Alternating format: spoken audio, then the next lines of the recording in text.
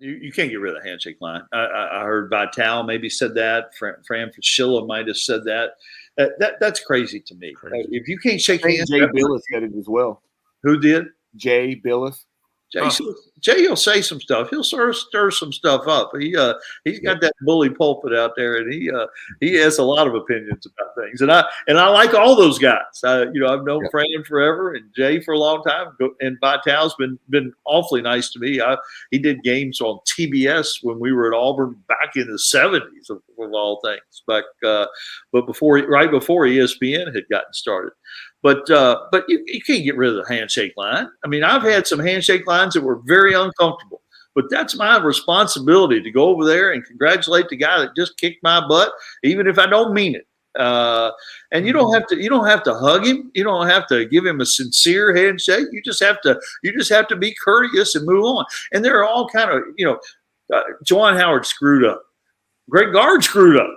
The whole thing was a mess, and that doesn't excuse Howard because he screwed up the worst of anybody. And, I'm like you, I'd leave that up to the school because they know whether he did offer to kill Mark Turgeon a little earlier after a game. That probably, I guess he was a repeat offender in some way. So, but no, you don't need to get rid of the handshake line.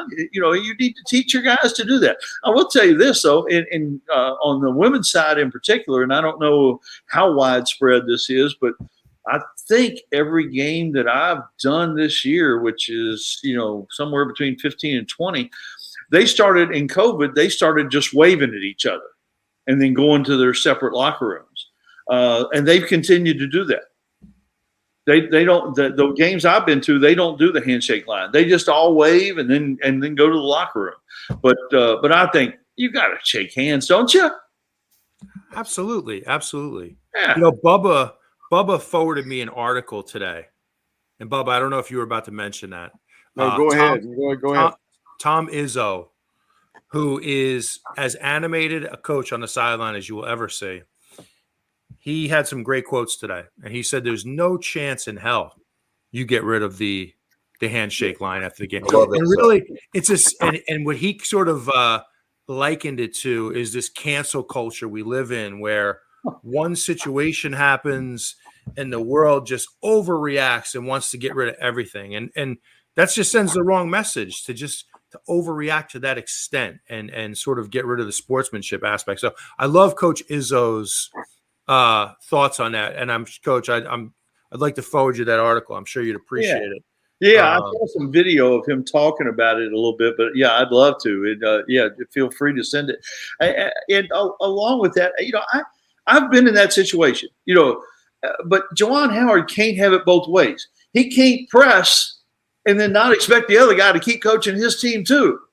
If you want to press when you're down 20. Then the other guy can call a timeout if he wants to, or 2 to 3 or whatever. And Juwan Howard had called a timeout up against, I think he was up like 16 against Indiana in the last minute. He calls a timeout too. You can't have it both ways. Yeah. And if a guy beats me or if a guy calls a late timeout, I've had that happen. I will say something to him, but not in the handshake line.